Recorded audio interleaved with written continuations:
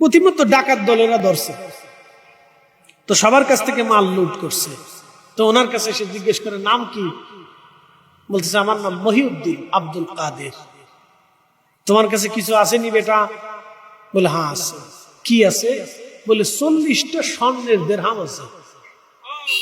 একসাথে বলবেন না মারহাবা? বলে কোন জায়গা আছে? মা আমার বগলের আস্তিনের নিচে এইখানে মা সেলাই করে দিছে কাপড়ের সাথে, যাতে হারিয়ে না যায়।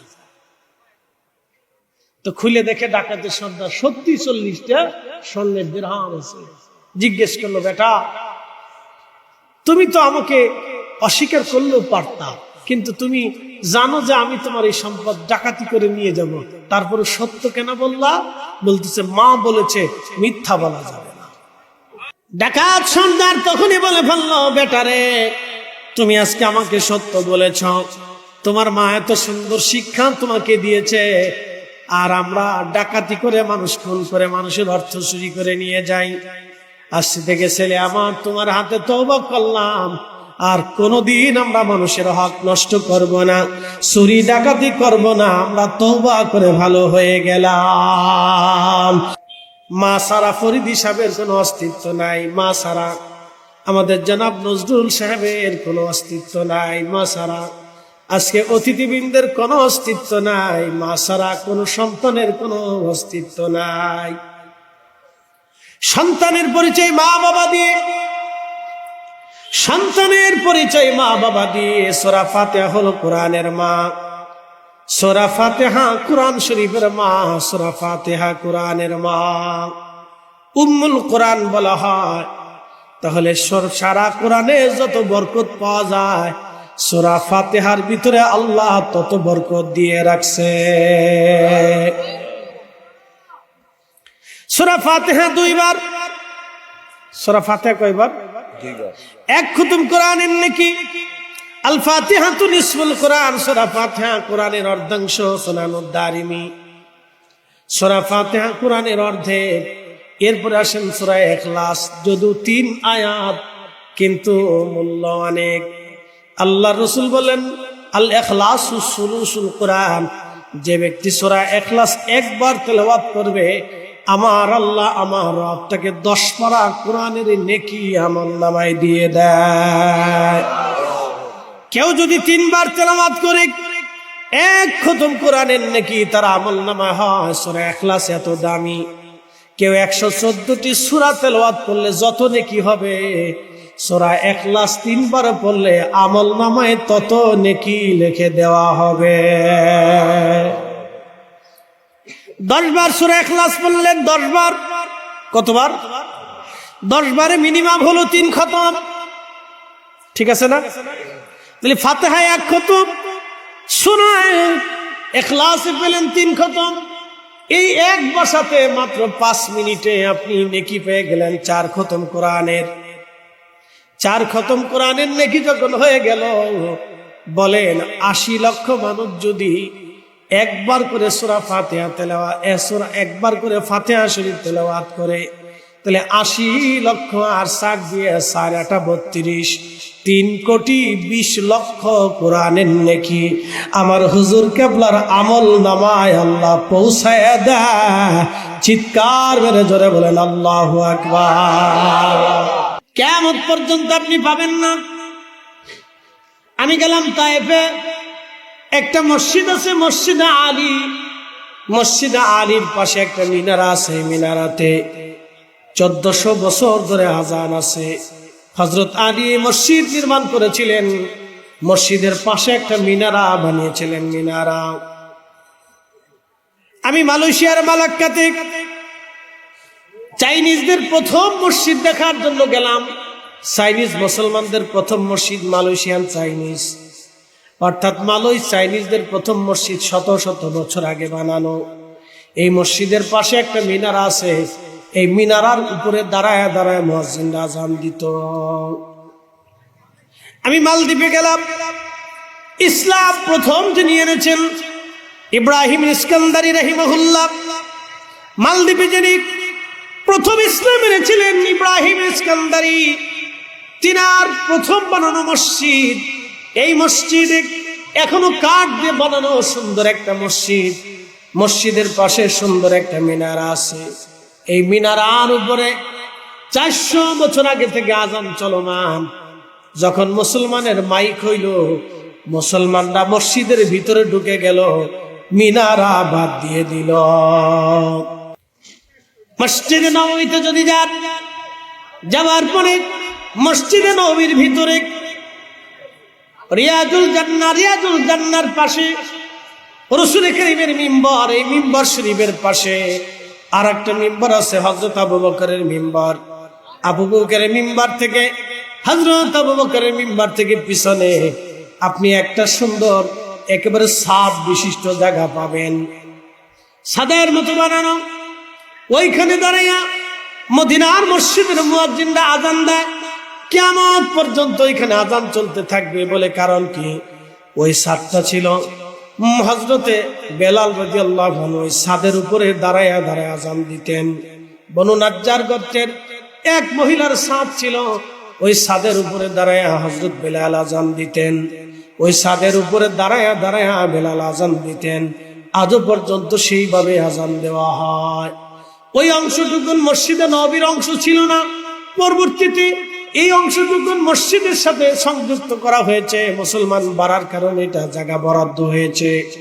ভালো করে শুনে নেন, নবী সাহাবী আজান দিয়েছেন মসজিদের বাহিরে, আর আমরা মাইক পাইয়া আজান দিলাম মসজিদের ভিতরে। কি কথা বল না? এই বেদাত আমরা চোখে দেখি না, খালি দুয়া বেদাত, মিলাদ বেদাত, মানে যত দোষ খালি দুয়ার উপর আর মিলাদের উপরে, একবারে তুফান চলতেছে। এ মুসলমান, আল্লাহর নবী বললেন, আমার উম্মতেরা কারো মাধ্যম দিয়ে কেউ যদি আমলে চলে আসে, তাহলে সেই লোকটা আমল হোক বা না হোক, যেমন রোজার হিসাব দিয়ে যায়। আপনি ইফতার করাইলেন, আল্লাহর নবী বলেন, আমার উম্মত তোমরা ইফতার করাও। সাহাবী বলেন, ইয়া রাসূলুল্লাহ, নবী বললেন তোমরা ইফতার করাও, তোমার ভাইকে ইফতার করাও, রোজাদারকে ইফতার করাও। যদি তুমি রোজাদারকে ইফতার করাও, তাহলে যাকে ইফতার করাবা তার রোজা হোক বা না হোক, তোমার আমল নামাতে আমার আল্লাহ একটা কবুল রোজার সওয়াব আল্লাহ লিখে দেবে। একবার জোরে বলা যাবে কি মারহাবা?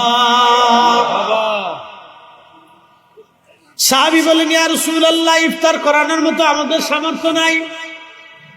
প্রিয় নবী বললেন, যদি সম্ভব হয় তুমি এক পেলা দুধ দিয়ে ইফতার করাও। বলে, হুজুর তাও সামর্থ্য নাই। যদি তা না পারো একটা খেজুর দিয়ে ইফতার করাও। বলি, ইয়া রাসূলুল্লাহ, তাও অনেকের নাই। আপনি একটু বুঝেন তো, একটা খেজুর দিয়ে ইফতার করাবে সেই সামর্থ্য সেই সময় সাহাবীদের ছিল না। একটা খেজুর দিয়ে ইফতার করা বলে সামর্থ্য নাই। প্রিয় নবী বললেন, সাহাবী, যদি তা না হয় তাহলে অন্তত এক পেয়ালা পানি দিয়ে হলো তোমার রোজাদার ভাইকে ইফতার করাও। তারপরও তোমার আমল নামায় আমার আল্লাহ কবুল রোজার সওয়াব লিখে দেবে।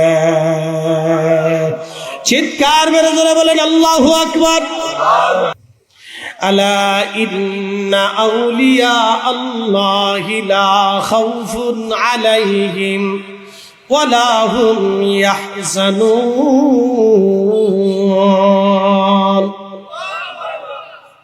আল্লাহ আলা শব্দ দিয়া বললেন, সাবধান, ইন্না আউলিয়া আল্লাহ, আমার ওলি যারা, আমার বন্ধু যারা, আমার মেহবুব যারা, লা খাউফ, তাদের কোনো ভয় নাই, ওয়ালা হুম ইয়াহজানুন, তাদের কোনো চিন্তা নাই, তাদের কোনো চিন্তা নাই। এরপরে আল্লাহ বললেন, আল্লাযীনা আমানু, যারা ঈমান এনেছে, ওয়া কানু ইয়াত্তাকুন, এবং ঈমান অনুযায়ী যারা মুত্তাকি হয়েছে, হালালকে হালাল বেঁচে চলেছে, হারামকে হারাম বেঁচে চলেছে, আল্লাহর দেওয়া যতগুলি বিধান ছিল নিয়ম অনুযায়ী মেনে চলেছে, আমার রসুলের দেওয়া যত সুন্নাহ আদর্শ ছিল বাস্তবায়ন করেছে। আল্লাহ কোরআনে বললেন, ওয়া কানু ইয়াত্তাকুন, মুত্তাকি হয়েছে, আমি আল্লাহকে যারা ভয় করেছে, লাহুমুল বুশুরা, দুনিয়াতে তাদের জন্য সুসংবাদ, লাহুমুল বুশুরা ফিদ দুনিয়া, লাহুমুল বুশুরা ফিদ দুনিয়া ওয়া ফিল আখিরা, দুনিয়ার মধ্যে তাদের জন্য সুসংবাদ এবং আখিরাতের জগতেও তাদের জন্য সুসংবাদ। একবার চিৎকার মেরে জোরে বলেন না মারহাবা। তাহলে কোরআন কি স্থায়ী না অস্থায়ী? জোরে বলেন, কোরআন কি শেষ না শুরু? 1400 বছর আগে শুরু হয়েছে, এটা কখনো শেষ হবে না। কিয়ামত পর্যন্ত বিধান চলমান থাকবে। তার অর্থ হলো কিয়ামত পর্যন্ত আল্লাহ জমিনে ওলি জিন্দা করে রাখবে। কথা বলেন ঠিক কিনা? জমিন যতদিন থাকবে, জমিন যতদিন থাকবে ততদিন ওলি দুনিয়াতে থাকবে। আল্লাহ রাসূল বলেন, আমার উম্মতেরা কিয়ামত তত সময় হবে না, আসমান তখনও ভেঙে যাবে না, জমিন তখনও ভেঙে যাবে না, যত সময় তামাম দুনিয়ার ভিতরে সারা দিন পরে একজন আল্লাহর বান্দা। বর্তমানে 800 কোটি মানুষ আছে। এই 800 কোটি মানুষের ভিতরে একজনও যদি দিন শেষে একবার আল্লাহু আল্লাহ বলে আল্লাহকে ডাক দেয়, তত সময় পর্যন্ত আল্লাহ কিয়ামত অনুষ্ঠিত করবেন না। তবে শুনে নেন, কিয়ামতের আগে আল্লাহ রাব্বুল আলামিনের কাবা শরীফ একজন আবিসিনীয় সে ভেঙে ফেলবে। আবিসিনীয় হলো বর্তমান ইথিওপিয়া, ঘানা, কেনিয়া এবং এই অঞ্চলের মানুষদেরকে বলা হয় আবিসিনীয়। এই আফ্রিকান একজন টাকলা মানুষ, তার পা থাকবে লম্বা লম্বা। যারা হজে গেছেন তারা দেখেছেন আফ্রিকানরা একটু লম্বা লম্বা, তাদের দেখতে অন্যরকম দেখা যায়, শরীর থেকে ভিন্ন রকম একটা দুর্গন্ধ আসে। তারা আল্লাহর মানুষ, তারা মুসলমান, আমি নিন্দা করবো না, বোঝার জন্য বলতেছি। অনেকের শরীর থেকে ভিন্ন রকম একটা গন্ধ আসে। খুব মনোযোগ দিয়ে শুনে যাবেন, এই আফ্রিকান একজন কালো মানুষ, আহা কিয়ামতের আগে সে কাবা শরীফ ভাঙবে। তার শাবল দিয়ে, তার খন্তি দিয়ে, তার ওই হাতুড়ি দিয়ে যখন কাবা ভাঙতে থাকবে, আল্লাহর নবী বলতেছেন আমি দেখতেছি ওই আবিসিনীয় একজন টাকলা কাবা শরীফের পাথর গুটি গুটি হাতুড়ি দিয়ে পিটিয়ে পিটিয়ে কাবা শরীফের পাথর ছুটিয়ে ছুটিয়ে ফেলবে এবং এমন ভাবে ভেঙে ফেলে দিবে যে একেবারে বিরান ভূমি করে ফেলবে। আল্লাহর নবী বললেন সেই সময় তাকে বাধা দেওয়ার মতো কোনো মুসলমান দুনিয়াতে জিন্দা থাকবে না। ওই সময় আল্লাহ ইসরাফিল আলাইহিস সালামকে বলল, ইসরাফিল এবার তুমি তোমার বাঁশি বাজাও। হযরত ইসরাফিল যখন সিংহায় ফুৎকারে দিবেন, তখন আল্লাহ বলবেন ইযাস সামাউ ফাতারাত, আসমান ভেঙে ভেঙে ফেলবে। ওয়া ইদাল কাওয়াকিবু তাসারাত, নক্ষত্রগুলি ভেঙে ভেঙে পড়ে যাবে। ওয়া ইদাল বিহারু ফুজ্জিরাত, তখন সাগর উদ্দোলিত হয়ে যাবে, সাগরের সমস্ত পানিগুলি জমিনে আছাড় মারবে। এরপর আল্লাহ বলেন ওয়া ইদাল কুবুরু বুসিরাত, কবর থেকে মানুষ উঠা উঠা আল্লাহর দিকে দৌড়াইতে থাকবে। চিৎকার মেরে জোরে বলেন আল্লাহু আকবার। প্রিয় উপস্থিতি হাজিরিন, ভালো করে শুনে যাবেন। পৃথিবীর যে প্রান্তে আল্লাহ ওলি পাঠিয়েছেন সে প্রান্তে কালেমা চলে গেল, যে প্রান্তে ওলি গেল সে প্রান্তে কালেমা গেল, যে প্রান্তে ওলি গেল সে প্রান্তে কালেমা চলে গেল। ওলি যেখানে গেছে কালেমা সেখানে গেছে। একসাথে বলবেন না মারহাবা। সুদূর সেই সাগরের গভীরে, মালাক্কা সাগরের ভিতরে ছোট্ট একটা দ্বীপের ভিতরে আমি যায় দেখলাম একজন আল্লাহর ওলির মাজার। ভুটানের রাজধানী থিম্পুতে যায় দেখলাম 400 বছর আগে একজন আল্লাহর ওলি কালেমার দাওয়াত নিয়ে গিয়েছিলেন। 400 বছর আগে দুর্গম পাহাড়ি রাস্তা দিয়ে, দুর্গম পাহাড়ি রাস্তা দিয়ে আল্লাহর ওলিরা কালেমার দাওয়াত নিয়ে গেলেন। আহা, সে মালাক্কা সাগরের ভিতরে হুজুর মহিউদ্দিন আব্দুল কাদের জিলানীর সন্তান হযরত সুলতানুল আরিফিন শাইখ ইসমাইল বগদাদি আল হাসানি আল হুসাইনি ছোট্ট একটা দ্বীপের ভিতরে এখনো ঘুমিয়ে আছেন, তার মাজার জিয়ারত করে এসেছি। সেইখানে তিনি কালেমা নিয়েছেন। শুধু সেইখান না, ইন্দোনেশিয়া, ব্রুনাই থেকে শুরু করে ফিলিপাইন্স, মালয়েশিয়ার বিরাট একটা দ্বীপপুঞ্জ এলাকা, ইন্দো প্যাসিফিক অঞ্চলগুলিতে তিনি কালেমার দাওয়াত ছড়িয়ে দিয়েছেন। সুদূরে আমেরিকা থেকে ইউরোপ, আফ্রিকার গহীন জঙ্গল পর্যন্ত ওলিরা কালেমার দাওয়াত পৌঁছে দিয়েছেন। আফ্রিকার গহীন জঙ্গল পর্যন্ত ওলিরা কালেমার দাওয়াত পৌঁছে দিয়েছেন। চেচনিয়া, বসনিয়া, হার্জেগোভিনা, রাশিয়া, পৃথিবীর বরফ আচ্ছাদিত অঞ্চল, যেটাকে আগে বলকান অঞ্চল বলা হতো, বলকান, ইতিহাসে এই অঞ্চলকে বলকান বলা হতো। চেচনিয়া, বসনিয়া, হার্জেগোভিনা এবং আপনার আজারবাইজান, আর্মেনিয়া, এই অঞ্চলগুলিকে, এবং Uzbekistan, সমরকন্দ, Bukhara, Afghanistan, Turkmenistan, Turkestan, Greece পর্যন্ত, একেবারে ইউরোপের গহীনে পর্যন্ত কালেমার দাওয়াত আল্লাহর ওলিরা সরিয়ে সরিয়ে দিয়েছেন। একবার আওয়াজ তুলে বলা যাবে কি মারহাবা। পৃথিবীর যেখানে ওলি গেছে আল্লাহ সেখানে ইসলাম পাঠিয়েছেন। একসাথে বলবেন আল্লাহু আকবার। হ্যাঁ, এইটুকুনি আপনাদেরকে শুধু মনে রাখবেন। ওনাদের অবদানকে অস্বীকার করার কোনো সুযোগ আমাদের, কিন্তু দুঃখের বিষয় তাদের জিয়ারতে আমরা মুসলমানদেরকে বাধা প্রদান করি। এটা অনেক বড় লজ্জার এবং অপমানের এবং অকৃতজ্ঞতা। আচ্ছা বলেন তো, আপনার দাদার কবর জিয়ারত করতে যদি কেউ নিষেধ করে আপনি কি বাদ দিবেন? হ্যাঁ, কোন নাতি যদি দাদার কবর জিয়ারত করতে না যায় তাহলে ওই নাতিটা হলো কি অকৃতজ্ঞ। কারণ দাদাকে দিয়ে সে বাবা পাইছে, বাবাকে দিয়ে সে পাইছে। কথা ঠিক আছে না? দাদা দিয়া কি পাইছে? বাবা পাইছে, বাবাকে দিয়া সে নিজে আসছে। তাহলে কেউ যদি দাদা অস্বীকার করে তাহলে তো বাপ অস্বীকার করা, আর বাপ অস্বীকার করলে সে জারজ। কি কথা ঠিক আছে কিনা? তো এই জন্য নসলকে, বংশকে প্রাধান্য দিবে, পূর্বপুরুষের ইতিহাস ঐতিহ্যকে, মর্যাদাটাকে অক্ষুণ্ণ রাখবে। আমরা বাঙালি জাতি একটা বেহাইয়া, এত বেহাইয়া হয়েছি তার হিসাব কিতাব নাই। আমরা আমাদের ঐতিহ্য, বংশ, মর্যাদা সব ভুলে দিতেছি, দিন দিন ভুলে দিতেছি। এগুলি বললে আগামী দিনে বাচ্চা কাচ্চারা পাপিষ্ট হবে, পথভ্রষ্ট হবে। আরবিয়ানরা দেখবেন তারা তাদের বংশটাকে ঠিক রাখে, বলে আমার দাদা বংশের আমুক লোক ছিল, আমাদের এই কাজ চলে না, আমরা এই কাজ করবো না, এটা অন্যায়। সাইয়েদুনা হযরত ইব্রাহিম আলাইহিস সালাতু ওয়াস সালাম মেহমানখানা চালু করলেন, মেহমান খাওয়াচ্ছেন। প্রত্যেকদিন যখন মেহমান খাওয়ান, সন্ধ্যাবেলা তিনি মেহমানের জন্য বসে থাকেন, কখন মেহমান আসবে। এমন নবী ছিলেন তিনি, রাস্তার পাশে দাঁড়িয়ে থাকতেন, একজন মেহমান ডেকে নিয়ে তারপরে তিনি ইফতার করতেন। মেহমান ডেকে নিয়ে ইফতার করতেন, তাহলে তাদের আদর্শ কত সুন্দর ছিল দেখেন। আমরা কিন্তু ইব্রাহিম আলাইহিস সালামের মিল্লাত, মুসলিমদের জাতির পিতা ইব্রাহিম, সাইয়েদনা ইব্রাহিম আলাইহিস সালাম, মিল্লাত আবিকুম ইব্রাহিম হুয়া সাম্মাকুমুল মুসলিমিন। আমাদের মিল্লাতের বাবা ইব্রাহিম, যিনি আমাদের নাম রেখেছেন মুসলমান। আমরা মুসলমান, আমরা মুসলিম জনতা। বুঝেন নাই?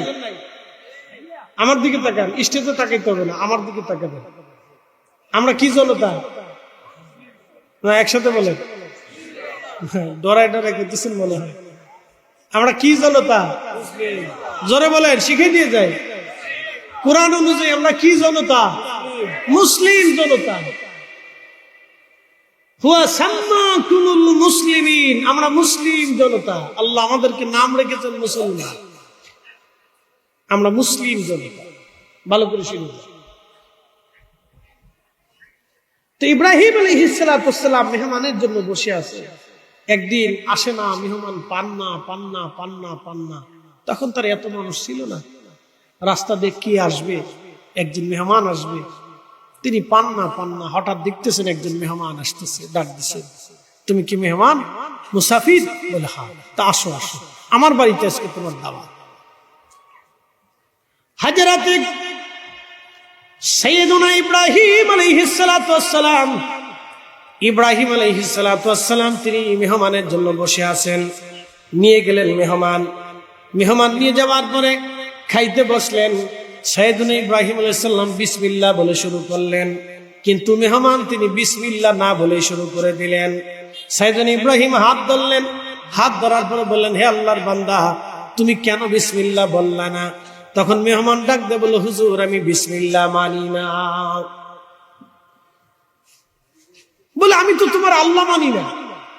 ইব্রাহিম আলাইহিস সালাম রাগ করে বললেন, যাও আল্লাহ যেহেতু মানো না, তো তোমার আজকে খাবার দেবো না, যাও।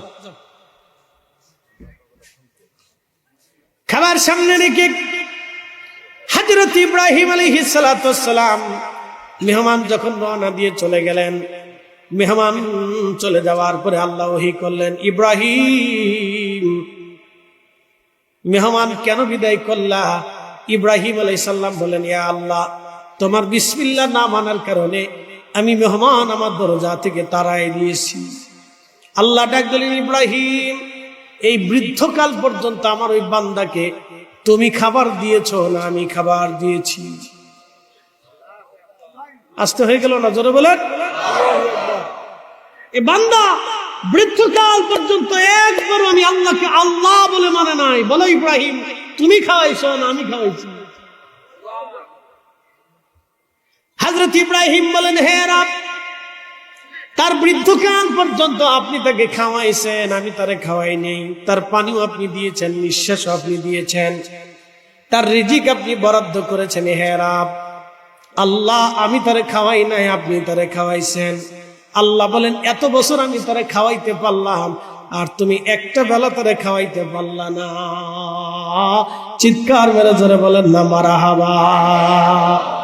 সাইয়েদুনা ইব্রাহিম যদি একজন বিধর্মীকে খাওয়াইতে পারে, আমার রাসূলের দরজায় যদি বিধর্মীদের জায়গা হতে পারে, তাহলে আমার পীরের বাড়িও হিন্দুদের জায়গা হবে।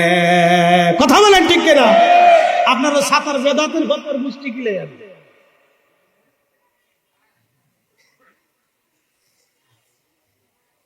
ওই সমস্ত ফতোয়া আমার কাছে অনেক চলে না, ও বেল্ট আউট ফতোয়া। এ মুসলমান, ভালো করে শুনে যাবেন। আল্লাহ রাসূলকে জিজ্ঞেস করলো, ইয়া রাসূলুল্লাহ, ইসলামী খায়রুন, ইসলামের মধ্যে উত্তম কাজ কি? নবীজি বলেন, তুতঈমুত তাআম, তোমরা মানুষকে খাওয়াও। তুতঈমুত তাআম, তোমরা মানুষকে খাওয়াও। তুতঈমুত তাআম, তোমরা মানুষকে খাওয়াও। তাকরাউস সালাম আলা মান আরাফতা ওয়া মান লাম তারিফ, চিনো বা না চিনো মানুষকে সালাম আদান প্রদান করো, চিনো বা না চিনো সালাম দাও। তোমরা মানুষকে খাওয়াও এবং সালাম দাও, দুইটা সুন্নত নবীজি আমাদেরকে শিক্ষা দিলেন। ইসলামের ভিতরে উত্তম কাজ। মনে রাখবেন, আপনি যত সালাম দিবেন তত মহাব্বত বাড়বে, আপনি যত মানুষকে খাওয়াবেন তত ভালোবাসা বৃদ্ধি হবে। আপনার বাড়িতে আপনি একজনকে দাওয়াত দিলেন, দাওয়াত দিয়ে বলেন, মুসল্লিদেরকে জোহরের নামাজ পড়ে বললেন, ভাইজানরা আজকে আমার বাড়ি আপনাদের দাওয়াত। বলে কখন দাওয়াত? আসরের পরে দাওয়াত। আসরের পরে লোকেরা আপনার বাড়িতে নামাজ পড়ে গেল, এখন আপনি দাওয়াত দেওয়ার পরে লোকেরা যাওয়ার পরে তারা দোয়া খায়ের করলো, জিকির আজগার করে, কোরআন শরীফ তেলাওয়াত করে, দোয়া দুরূদ পড়ে, মিলাদ শরীফ পরে আপনার জন্য দোয়া করলো। দোয়া শেষ হয়ে যাওয়ার পর আপনি বলেন, ভাইজানরা আপনাদেরকে দাওয়াত দিছিলাম, আপনারা আসছিলেন, আপনার জন্য দোয়া করছেন, এবার চলে যান। কেমন হইল? বলেন, সমাজ কি বলবে? বিবেক কি বলে? যে আপনি আমার দাওয়াত দিয়ে, আমি তো জোর করে আপনার এখানে আসিনি, আপনি আমার দাওয়াত দিয়ে আছেন, তো এক গিলাস পানি হলেও তো দিবেন। কি কথা ঠিক আছে না? এই জন্য মালয়েশিয়াতে একটা প্রথা আছে খুব সুন্দর, ইন্দোনেশিয়াতেও আছে, ব্রুনাইতেও আছে, থাইল্যান্ডেও আছে, আমি দেখছি। খুব ভালো করে শুনুন। প্রথাটা হলো, যখন মুসল্লিরা নামাজে যায় তখন এই মসজিদগুলিতে ফল ফ্রুট রেখে দেয়, তার ভিতরে কলাটা খুব প্রসিদ্ধ। কলাটা প্রসিদ্ধ, কলাটা বেশি করে রাখে, মুসল্লিরা নামাজ পড়ে যায়, কলা টলা খায়, ফল টল খায়। আমি চাইনার ওই মসজিদের, সেই প্রাচীন মসজিদ, বহু বছর, শত শত বছর আগের মসজিদে আমি নামাজ পড়তে গেলাম। তো ওদের ওই মসজিদ খুব সুন্দর করে চাইনিজ সিস্টেমে বানানো, কাঠ দিয়ে খুব ডিজাইন করিয়ে, খুব চমৎকার করে মসজিদ নির্মাণ করছে, দেখে খুব ভালোই লাগলো। তো মসজিদের পাশেই বড় বড় ড্যাগ রাখা। তা আমি চিন্তা করলাম যে আমরা খালি বাংলাদেশে দেখি খাওয়া দাওয়া, এখানে এত ড্যাগ কে? তো জিজ্ঞেস করলাম যে কি ব্যাপারে আছে, এত ড্যাগ কেন? তো বলতেছে এই মুসল্লিদেরকে খাওয়ানো হয়, তাবারক খাওয়ানো হয়। মারহাবা বলবেন না? মুসল্লিদেরকে কি খাওয়া? তাবারক খাওয়া। তো টেবিলের উপর কলা রেখে দিছে। আমি বললাম কলা কেন? যারা মুসল্লিরা আসে তারা নামাজ করার পরে নামাজের আগেও খায়, নামাজের পরেও খায়, যার যার মতো একটা দুইটা চারটা পাঁচটা কলা খাইয়ে চলে যায়। আমি বললাম বাংলাদেশে যদি টেবিলে কলা থাকতো তাহলে কলা সহ টেবিল সহ লয়ে যেত। ও নবী, আমি কি আপনার বক্ষকে সম্প্রসারণ করে দেই নাই? প্রিয় নবীজি উহুদ পাহাড় দেখতেন, পাহাড় নবীকে সেজদা দিতেন। আল্লাহ কোরআনে বলেছেন আলাম তারা, নবী আপনি কি দেখেন না, আল্লাহ ইয়াসজুদু লাহু মান ফিস সামাওয়াতি ওয়া মান ফিল আরদ, আসমান ও জমিনের ভিতরে যাহা আছে সব আমাকে সেজদা দেয়, আপনি কি দেখেন না? গাছ আল্লাহকে সেজদা দেয়, আমরা দেখি না, কিন্তু আল্লাহ রাসূল দেখতেন। গাছে আল্লাহ আল্লাহ জিকির করে, সুবহানাল্লাহ। কিসে জিকির করে? ইউসাব্বিহু লিল্লাহি মা ফিস সামাওয়াতি ওয়া মা ফিল আরদ, আসমান জমিনের ভিতরে যা কিছু আছে সব আল্লাহর জিকির করে, আল্লাহর তাসবিহ করে। হুজুর কেবলা বলতেন বাবা তামাম দুনিয়ায় জিকিরের বাজনা বাজে, জিকিরের বাজনা বোঝেন তো আল্লাহ আল্লাহ আল্লাহ আল্লাহ আল্লাহ আল্লাহ। সাইয়েদনা ইউনূস আলাইহিস সালাম মাছের পেটের ভিতরে ওমানের আরব সাগরের গভীরে, আরব সাগরের গভীরে ওমানের সালানা, এখান থেকে তাকে মাছে ধরে নিয়ে গেল। মাছের পেটের মধ্যে তিনি সেজদায় পড়ে বলতে লাগলেন লা ইলাহা ইল্লা আনতা সুবহানাকা ইন্নী কুনতু মিনাজ জালিমিন। সেজদার মধ্যে পড়ে যখন এই তাসবিহ শুরু করলেন তখন আল্লাহর দয়া লাগলো। নবীজি বলেছেন আমার উম্মতেরা কেউ যদি বিপদগ্রস্ত হয়, মুসিবতে পড়ে যায়, সে যেন সেজদার মধ্যে পড়ে এই তাসবিহ তেলাওয়াত করে, তাহলে আল্লাহ তার বিপদ থেকে বাঁচায় দেবে। একবার জোরে বলেন না মারহাবা। লা ইলাহা ইল্লা আনতা সুবহানাকা ইন্নী কুনতু মিনাজ জালিমিন। হযরত ইউনূস আলাইহিস সালাতু ওয়াসসালাম সিজদার ভিতরে পড়ে তাসবিহ পড়তে লাগলেন। ঠিক এমন সময় ইউনূস লক্ষ্য করলেন সে শুধু একা তাসবিহ পড়ে না, চারপাশ থেকে জিকিরের আওয়াজ আসে। সাইয়েদনা ইউনূস বললেন আল্লাহ আমারে তো তুমি সাগরের গভীরে মাছের পেটের ভিতরে নিয়ে আসছো। আল্লাহ আল্লাহ আচ্ছা বলেন তো মাছের পেটের ভিতরে হযরত ইউনূস আলাইহিস সালামের জন্য অক্সিজেনের ফয়সালা কে করেছিল? আমার দিকে তাকান। ইউনূস আলাইহিস সালামকে মাছের পেটের ভিতরে অক্ষত কে রেখেছিল? 40 দিন পর্যন্ত মাছের পেটের ভিতরে তিনি অক্ষত ছিলেন। 40 রাত পর্যন্ত অক্ষত ছিল। হযরত সাইয়েদনা ইউনূস আলাইহিস সালাম বলেন 40 রাত আর 40 দিন পর্যন্ত ইউনূস আলাইহিস সালামকে যে আল্লাহ মাছের পেটে জিন্দা রাখলেন, সেই আল্লাহই আমাদের নবীকে এবং আল্লাহর ওলিদেরকে কবরের ভিতরে তাদের দেহকে অক্ষত রাখে। কথা বলেন ঠিক না বেটা? আপনি না বুঝলে তো জোর করে বোঝানো যাবে।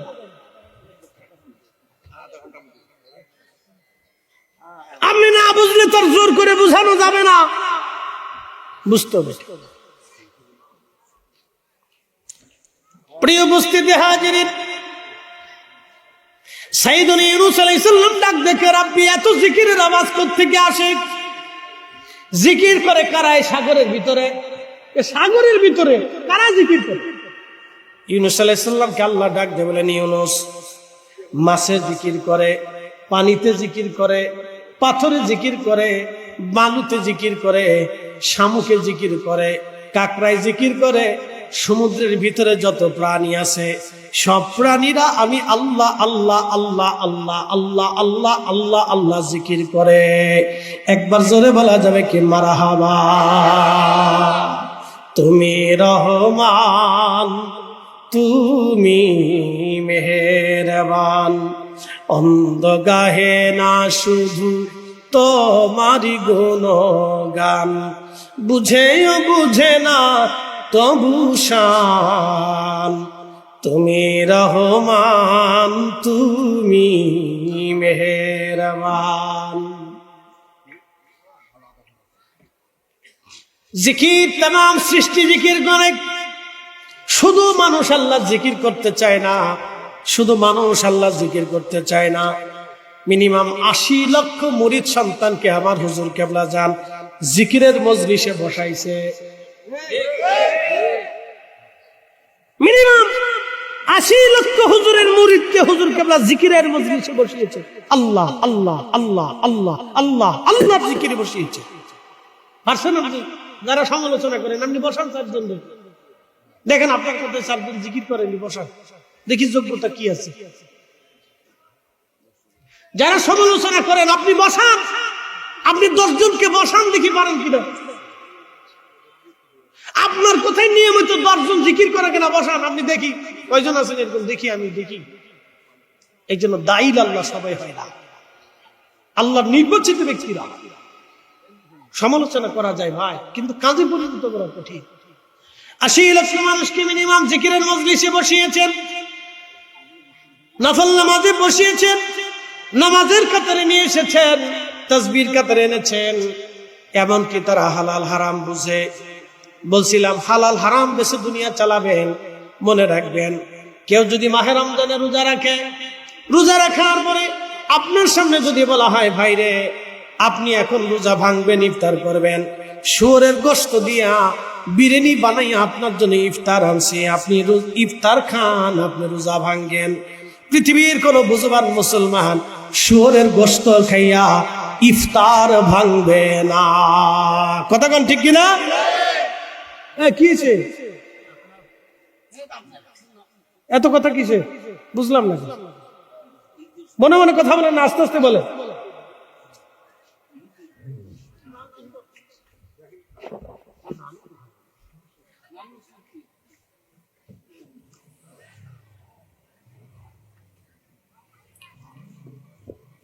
সাইয়্যিদুনা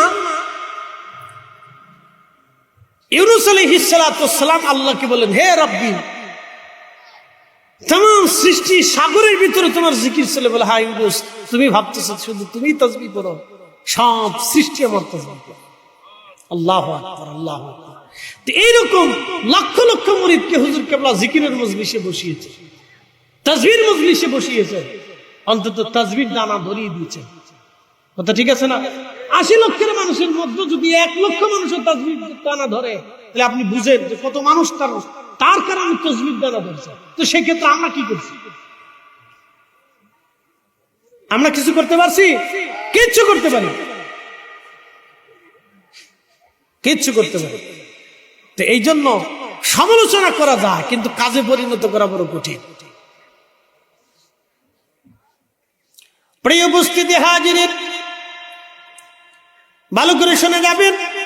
শুধু এইরকম না, 1 আর 2 বছর না, 1 আর 2 দিন না, হুজুর কেবলার উসিলায় বিশ্ব জাকের মঞ্জিলের সূচনা লগ্ন থেকে অদ্যাবধি পর্যন্ত প্রায় 55 বছর ধরে এটা চলমান আছে।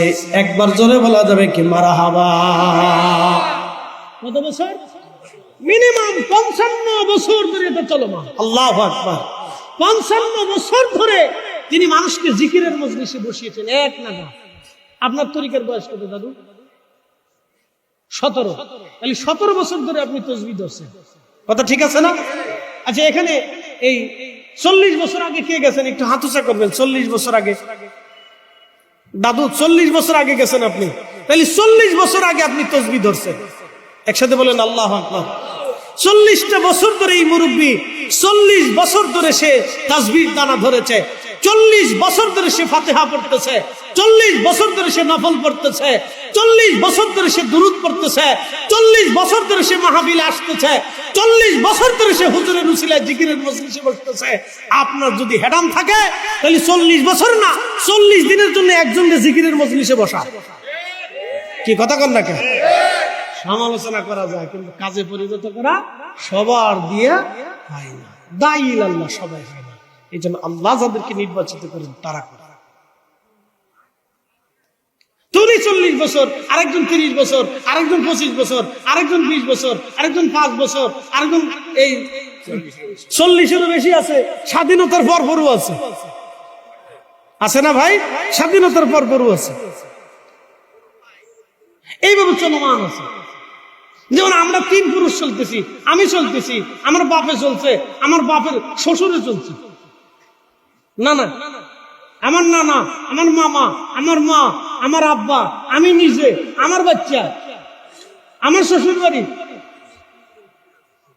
কয় পুরুষ চলতেছে? একসাথে বলবেন আল্লাহু আকবার। 4 পুরুষ চলতেছে, চলো মানুষ। এই জন্য ছোট করে দেখার কোনো সুযোগ নাই, ছোট করে দেখবেন না। তরিকা অনেক দামি জিনিস, সবারই কি আল্লাহ ওলি বানায়? না না।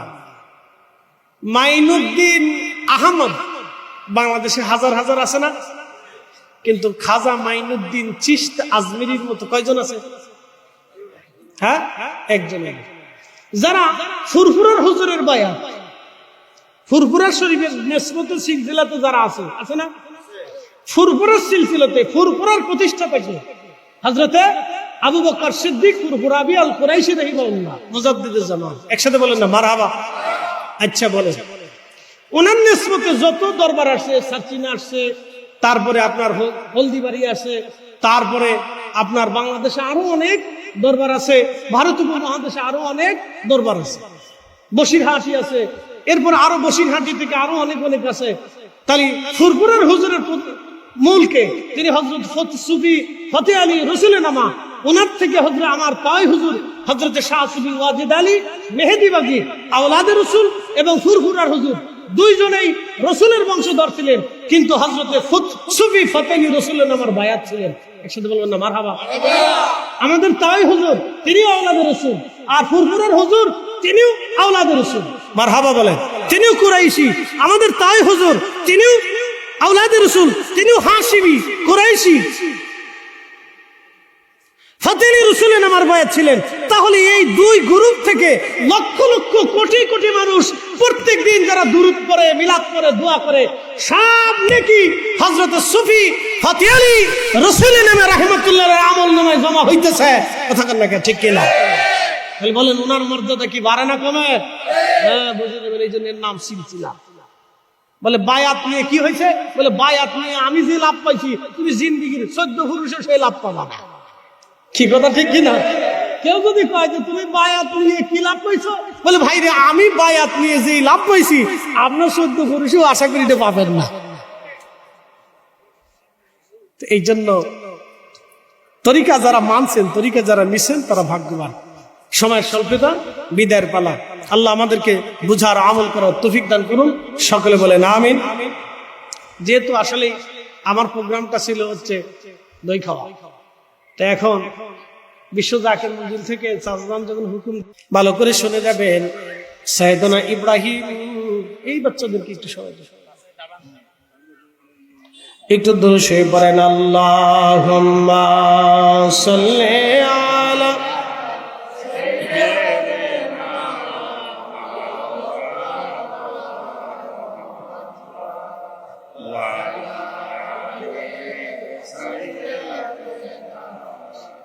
মাওলানা মুহাম্মদ।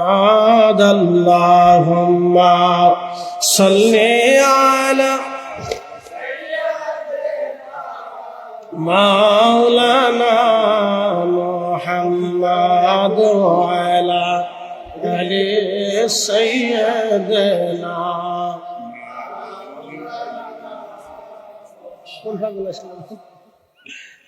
খুব মনোযোগ দিবেন। তাহলে কি বুঝলেন? আপনি যারা ইফতার করাইলেন তার রোজা হোক বা না হোক, আপনার আমল নামায় আল্লাহ রোজার সওয়াব লিখে দিতেছে। কথা ঠিক আছে কিনা? এখন আপনি যারে আজকে মাহফিলে নিয়ে আসছেন, ভালো করে বুঝেন, আপনি যাকে আজকে মাহফিলে নিয়ে আসছেন, সে মাহফিলে আসার কারণে তার নিয়ত যা মনে তাই হোক, তারপর খাওয়ার নিয়ত হোক আর এই ঘোরাঘুরির নিয়ত হোক, কিন্তু মাহফিলে আপনি তার ধরে নিয়ে আসছেন, তার নেকি হোক বা না হোক, আপনার আমল নামাতে আল্লাহ মাহফিলে আনার কারণে সমপরিমাণ নেকি দিয়ে দিবে। একসাথে বলবো আল্লাহু আকবার। একজন লোক নামাজ পড়ে না, একজন লোক কি পড়ে না? নামাজ পড়ে না। আপনি তারে দোয়াই ফুয়াইয়া বুঝাইয়া এক কাপ চা খাওয়াই বললেন, বাইরে আসেন আজকে নামাজটা আদায় করে আসি। তো সেই লোকটার মসজিদে নিয়ে নামাজ পড়াইলেন, তার নামাজ হোক বা না হোক, আল্লাহ আপনার আমল নামাতে কবুল নামাজের নেকি লিখে দিবে। তাহলে বলেন 80 লক্ষ মানুষ যদি 2 রাকাত করে নফল নামাজ পড়ে তাহলে 1,60,00,000 রাকাত নামাজ। এই 60 লক্ষ রাকাত নামাজের সওয়াব, এই শুধু সওয়াবটা এই 60 লক্ষ মানুষের ভিতরে সীমাবদ্ধ থাকে না। যেহেতু এই হুজুর কেবলার 80 লক্ষ মুরিদে 1,60,00,000 রাকাত নফল নামাজ পড়ছে, এই যাবতীয় সমস্ত নেকি আল্লাহ আমার হুজুর কেবলার আমল নামায় দিয়ে দিবে, কিন্তু যারা পড়তেছে তাদেরকে আল্লাহ কম দেবে না। একসাথে বলবেন আল্লাহু আকবার। তাহলে বলেন হুজুর কেবলার কি নেকি বন্ধ আছে না চলমান আছে? না না, হয় না, আরো জোরে বলেন। শুধু এইখানেই শেষ না, আরো আছে। ফাতিহা দিলাম 3,20,00,000 খতম কোরআনের নেকি, 3,20,00,000 কোরআন খতমের নেকি প্রত্যেক দিন হুজুর কেবলার আমল নামায় আল্লাহ অ্যাড করতেছে। বলে কারণ কি? মুরিদ আদায় করতেছে। মুরিদরা আমরা শিখে নেই, হুজুর নিজে শিক্ষা দিয়ে গেছে। কথা ঠিক কিনা? এই বুঝে যান, এগুলি হচ্ছে আপনাদের পরিসংখ্যান হিসাব, গড় হিসাব। আমি গড় হিসাব বুঝাইতেছি। অনেকে 8 কি পাইছে, তা আপনি বলবেন ভাই আমি 8 কিছু না পেলে অন্তত 3,20,00,000 রাকাত কোরআন খতমের নেকি পেয়েছি। কি কথা ঠিক আছে কিনা? অন্তত আমি পাইছি। এই যে আপনার পীর ভাই যারা মারা গেছে, যারা কবরে চলে গেছে, এই লালমনিরহাটে অনেকেই কবরে চলে গেছে না? আচ্ছা, তাদের নেকির দরজা কি এখনো বন্ধ আছে? নাই। ছেলে ভুলে গেছে। ছেলে কি হয়েছে? ভুলে গেছে। ছেলে মনে রাখে না। এই ছাতা বইলেন না, আমার বহু ফুলা দেখা আছে। বহু ছেলে বাপের কবরের পাশ দিয়ে বিড়ি খেতে খেতে যায়। বহু ফুলা বাপের কবরের পাশ দিয়ে হাইতে চলে যায়। অনুভূতিও আসে না যে বাপ কবরে ঘুমাই রয়েছে, একটু সালাম দিয়ে যায়, তাও নেই। বহু মেয়ে মা ভুলে গেছে। বলে কেন বলছে? তার নিজের বাচ্চা কাছে আর জ্বালা যন্ত্রণায় মার কথার মনে নেই। এখন নিজে মা হয়ে গেছে, তার মার কথা ভুলে গেছে। তা মার কথা যদি বাচ্চারা ভুলে যায়, তো দাদা দাদির কথা কেমন মনে আছে বলেন? তো ওটা শেষ, ওর সাবজেক্টই নেই। বাস্তবতা থেকে বলতেছি, ভালো করে বুঝে যান। কিন্তু তরিকা তারে ভুলে নেই। একসাথে কোন আল্লাহু আকবার। তরিকা তারে, কথা কোন না, তরিকা তারে না, সিলসিলা তাকে ভুলে নাই। সিলসিলা তাকে ভুলে নাই, সিলসিলা তাকে মনে রাখছে। প্রত্যেক মাহফিলে, প্রত্যেক নফল নামাজে হুজুর বাধ্যতামূলক শিক্ষা দিয়ে দিলেন, আল্লাহ এই 2 রাকাত নফল নামাজের সওয়াব তুমি আমাদের পীর ভাই পীর বোন যারা কবরে গেছে তাদের কবরে তুমি দয়া করে পৌঁছায় দাও।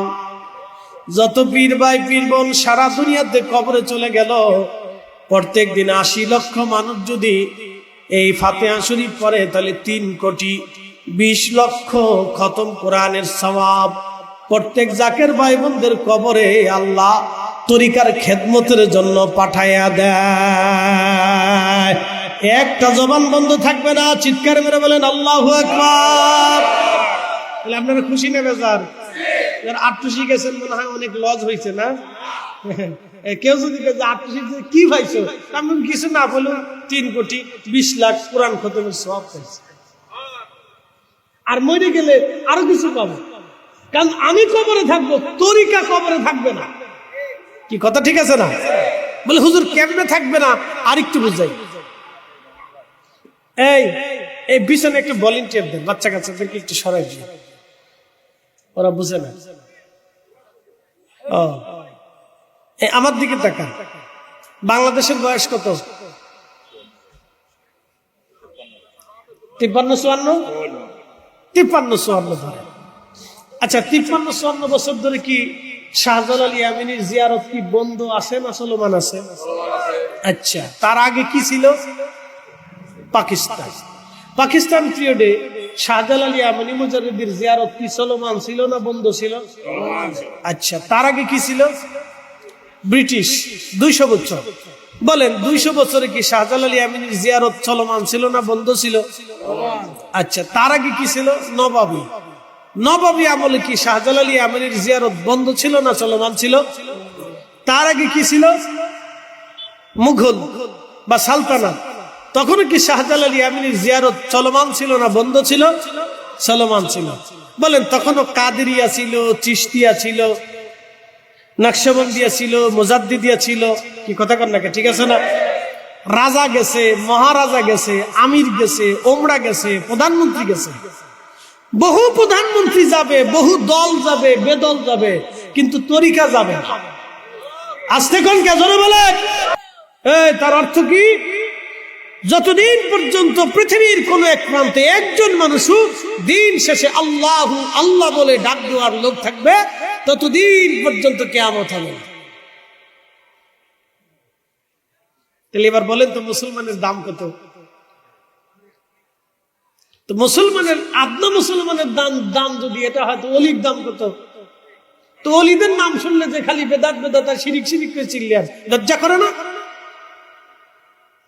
লজ্জা করা তো উচিত, শরম করা উচিত, হাইয়া থাকা উচিত। লজ্জা শরম মাটির সাথে মিশে গেছে, ইতিহাস আর ঐতিহ্য ভুলে গেছে। ও জানে না এই পৃথিবীর এই ভূখণ্ডের মানুষদেরকে কালেমার শিক্ষা দিয়েছে অলিরা। আরে শোনে, এই জমিনে 800 বছর ধরে মুসলমানরা শাসন করছে। কারা? 800 বছর রাজা বাদশারা শাসন করেছে। আপনি আমাকে ইতিহাস থেকে দেখান তো কোন রাজা নারী লোভী ছিল না? আমাকে দেখান,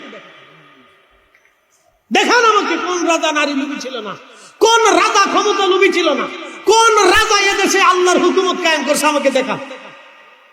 হ্যাঁ, দেখান আমাকে, ইতিহাস থেকে দেখান। তো এত লক্ষ মানুষকে কালেমার দিশা কারা দিল? এই দিন প্রতিষ্ঠিত কারা করলো? মাদ্রাসা প্রতিষ্ঠিত কারা করলো? কালেমা প্রতিষ্ঠিত কারা করলো? জিকির প্রতিষ্ঠিত কারা করলো? সালাত প্রতিষ্ঠিত কারা করলো? রোজা প্রতিষ্ঠিত কারা করলো? যাকাত মানুষকে কারা শিক্ষা দিল? রাজা বাদশারা শিখাইছে? না না না, এই খাজা বাবা আজমিরি শিখিয়েছে, দাতাগঞ্জ বাগ শিখিয়েছে, কমরউদ্দিন রুমি শিখিয়েছে, কুতুবউদ্দিন কাকি শিখিয়েছে, নিজামুদ্দিন আউলিয়া শিখিয়েছে, শাহ আব্দুল হক মুহাদ্দিস দেহলভী শিখিয়েছে, মুজাদ্দিদ আল ফিজানি শিখিয়েছে, বাকি বিল্লাহ শিখিয়েছে, আলী আহমদ তুসি শিখিয়েছে, শাহ আব্দুর রহিম মুহাদ্দিস দেহলভী শিখিয়েছে, নূর মোহাম্মদ নিজামপুরি শিখিয়েছে, ফাতিহ আলী রসুলের নামা শিখিয়েছে। বড় বড় ওলির এই জমিনে আল্লাহর দ্বীন ও কালেমা মুসলমানদেরকে শিখিয়েছে। কথা বলেন ঠিক না বেটে? আপনি এসে সুন্দর কালেমা দেখে ভাব দেখাচ্ছেন বড় বেদাত। ইস, বুজুর্গ আলাইহিস সালাম পেটের ভিতরে বোমা মারলে পায়খানা ছাড়ার কিচ্ছু নেই।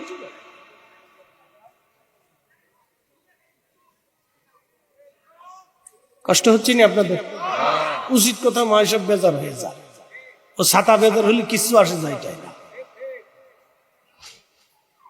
ভালো করে শুনে দেবেন, ওলিরা এই জমিনে যেইভাবে দ্বীনের খেদমত করেছে, আমরা তাম পৃথিবীর মুসলমানরা তা পারি না। কি কথা কন না কেন? পারছি? পারি না। তাম দুনিয়ার মুসলমান আমরা পারি না। আহা, তারা যেইভাবে এই জমিনের খেদমত করে গেছে, এই কালেমার খেদমত করে গেছে। ফ্যামিলিগত শিক্ষা, ফ্যামিলির শিক্ষা হচ্ছে সবচেয়ে বড় শিক্ষা। মনে রাখবেন এটা। এই জন্য বাচ্চাদেরকে ছোট কাল থেকে শিখবেন। বাচ্চারা মার থেকে শিখে, বাচ্চারা বাবার থেকে শিখে।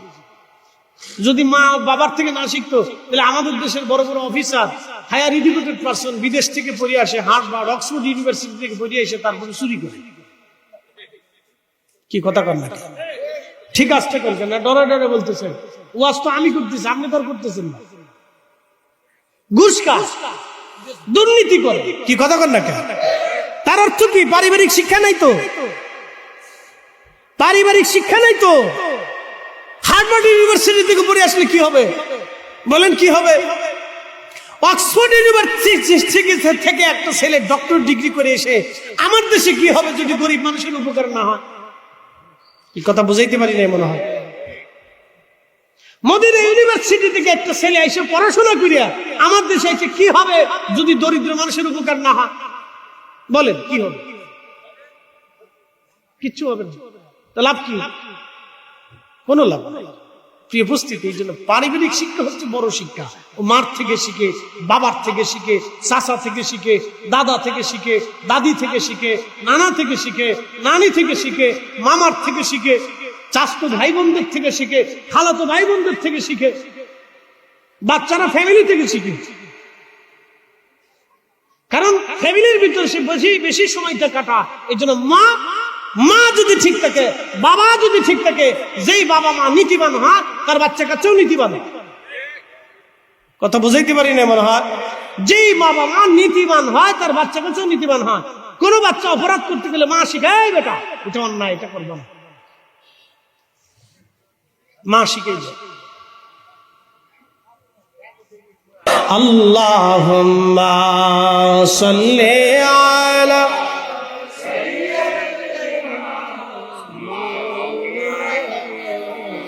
মুহাম্মাদ ওয়া আলা আলি সাইয়্যিদিনা।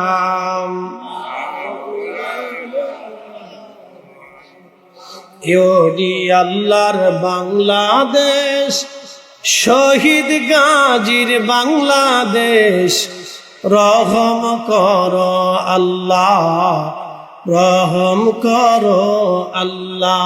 বলেন ওলি আল্লাহর বাংলাদেশ, শহীদ গাজীর বাংলাদেশ, রহম করো আল্লাহ, রহম করো আল্লাহ। একসাথে বলবেন না মারহাবা? কে বলেছে? না না, আরো জোরে বলেন, কে বলেছে? মা বলেছে মিথ্যা বলা যাবে না।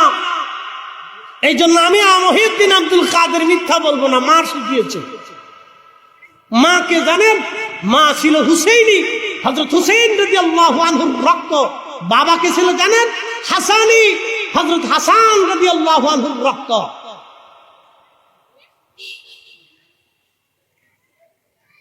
আজারে বাজারে দিয়ে দেশে কালেমা আসে নাই, কালেমা যাদেরকে দিয়ে এসেছে তারা জমিনের নিচে ঘুমিয়েছে, তারা দ্বীনের সূর্য সন্তান, তারা মহান আউলিয়া کرام। কথা বলেন ঠিক না বেটে? আজারে বাজারে দিয়ে কালেমা আসে নাই দেশে, আজারে বাজারে দিয়ে কালেমা দেশে প্রতিষ্ঠিত হয় নাই। এত ভুলভাল বুঝে না।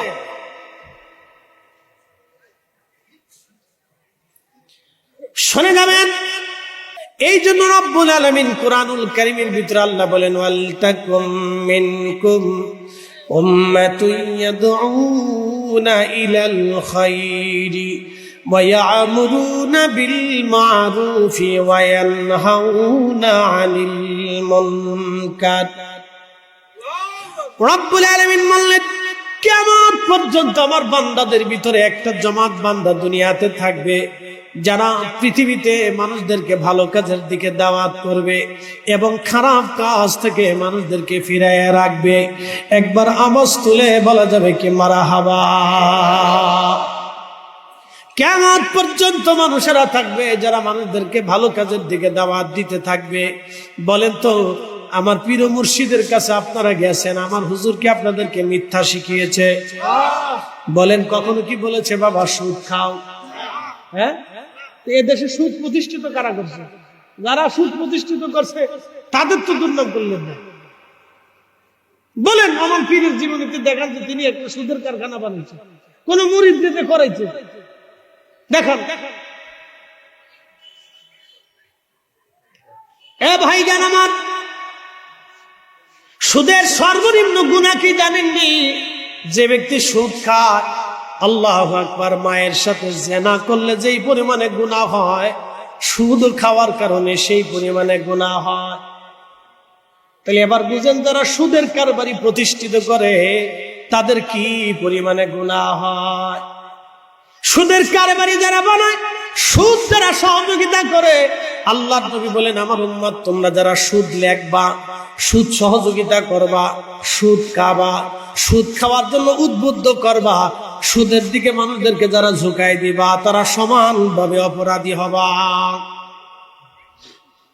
বুঝে বুঝে তারপর বেজে যারা সুদ খাবা, সুদের জন্য যারা লেখালেখি করবা, সুদের জন্য যারা সহযোগিতা করবা, আল্লাহর নবী বলেন সমানভাবে অপরাধী। সুদের সর্বনিম্ন গুনাহ মায়ের সাথে জিনা করলে যে গুনাহ হয়, সুদের গুনাহ সর্বনিম্ন সেই মারাত্মক গুনাহ। একটা কথা মনে রেখে যাবেন হাজিরিন লালমনিরহাটবাসী, কথা একেবারে পরিষ্কার, একেবারে পরিষ্কার, একেবারে পরিষ্কার। আপনি 1000 বছর যদি হায়াত হয়, আর 1000 বছরও যদি কাবা শরীফের গিলাফ ধরে ধরে আপনি জিকির করেন, কাবা শরীফ দেখে দেখেও যদি আপনি নামাজ পড়েন, আপনার নামাজ খোদার দরবারে পৌঁছাবে না যদি আপনার পেটের মধ্যে হারাম খাবার থাকে। না সুবহানাল্লাহ না, এটা নাউজুবিল্লাহ করতে হবে। আমার দিকে তাকান, বেজার টেজার হয়ে না, আমার দাওয়াত দেওয়ার দরকার, আমি দাওয়াত দিতে আসছি। হুজুর কেবলার জীবনে দেখবেন একটা ব্যাংকের অ্যাকাউন্টও নাই। কি নজরুল আসেনি? হুজুরের জীবনে একটা ব্যাংকের অ্যাকাউন্ট আছে? হুজুর কেবলার জীবনে কোন ব্যাংকে পাগলামি করেন না, বুঝেছি দেখো, হুজুর কেবলার জীবনে একটা ব্যাংকের অ্যাকাউন্টও নাই, একটা ছবিও তুলে নেই, তুলতে দেন না। ভালো করে বুঝে। একসময় যে পীর সাহেবরা আমরা ছবি তুললে গালিগালাজ করতো, না যায় হারাম বলে ফতোয়া দিতে, পীর সাহেবরা আর নিজেরাও ছবি তুলে। সেলফি তো এখন আর শেষ নেই। যে হুজুররা ছবি তুললে রাগ করতো, পোস্টারে ছবি দিয়ে দিলে বলতে যায় আর্টিস্ট হুজুরের ছেলে ছবি দিচ্ছে, এটা কাজটা ভালো হয়েছে না। তখন তো আমাদের পার্টি পুটি ছিল। সে হুজুরে এখন সেলফি তোলার লেগে পাগল হয়ে যায়, হুজুর একটু সেলফি, হুজুর একটু সেলফি। বুঝতে পারছেন? সময়ের পরিবর্তনে ফতোয়ার যে কত পরিবর্তন হয়, লজ্জা করা উচিত আমাদের। সারা বছর পরে যারা বলতো হে আত্মসী হিন্দু যাইকে, হিন্দু যাইকে, এখন আমি যদি জিজ্ঞেস করি আপনারা পূজা মণ্ডপে গেছেন কে? কি কথা কর না, আপনি কেন পূজা মণ্ডপে গেছেন আমাকে বলে। হিন্দু পূজার কাজ তার কাজ সে করুন, আমাদের নিষেধ, আমরা বাধা দেব না, কারণ এটা তার রাষ্ট্রীয় অধিকার। কথা ঠিক আছে না ভাই? হিন্দু পূজা করবে, লক্ষ্মী পূজা করবে, কার্তিক পূজা করবে, গণেশ পূজা করবে, তার পূজা তার মন্দিরে সে যা মনে তাই করবে, সেটা তার রাষ্ট্রীয় অধিকার। কথা ঠিক আছে না? আমি মুসলমান, মসজিদে নামাজ পড়বো, জিকির করবো, দোয়া করবো, এটাও আমার রাষ্ট্রীয় অধিকার।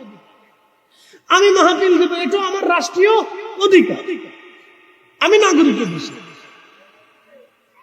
অসুবিধা। কিন্তু আমি করলে বেদাত হয়ে যায়, হারাম হয়ে যায়, আর আপনি করলে তখন সুন্নত হয়ে যায়। কারণটা কি? কি ঠিক আছে না ভাই? আমরা কারো মন্দ বলার জন্য আসতেছি না, বোঝার জন্য বলতেছি যে এতদিন আপনারা আমার গাই নিলেন, তাই এখন করলেন তো কি? এই জন্য ভাই, এগুলি আমাদের জন্য দুঃখজনক। তো প্রিয় উপস্থিতি, এই জন্য আউলিয়া কেরামের শিক্ষাটাই হচ্ছে মূল শিক্ষা।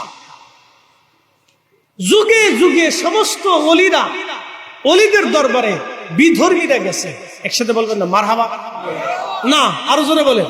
নবীর বাড়ি কি অন্য ধর্মের মানুষ যায় নাই? গেছে তো। না গেলে রসুল কার কাছে দাওয়াত দিচ্ছে? কি কথা ঠিক আছে না? না গেলে রসুলকে দাওয়াতটা দিচ্ছে কার কাছে? আমাকে বলেন। রসুল তো আর মুসলমানদের কাছে দাওয়াত দেয় নাই। আমরা আজকে আপনাদেরকে নিয়ে বলছি, আমরা তো সবাই মুসলমান। আমরা সবাই কি মুসলমান? আমিও মুসলমান, আমি মুসলমান, আমি মুসলমান, আমি মুসলমান। যারা শুনতেছেন তারাও মুসলমান। তা আমরা তো দাওয়াত তো ঘুরে ফিরে মুসলমানদের কাছেই দিতেছি।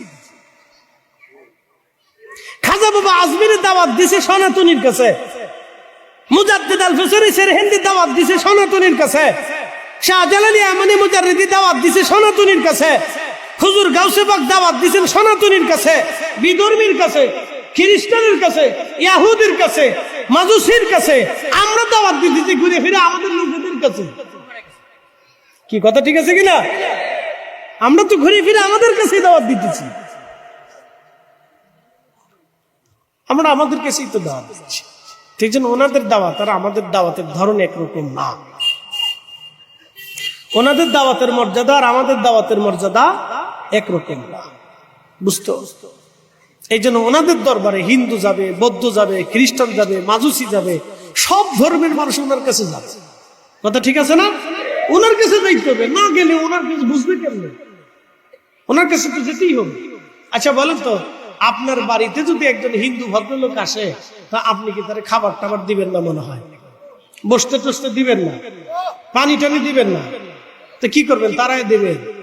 রসুলের চরিত্রে আছে এই কাজ আছে যে আপনার বাড়িতে একজন বিধর্মী আসলো আর আপনি তাকে কিছু না খাবার দিয়ে বিদায় দিলেন।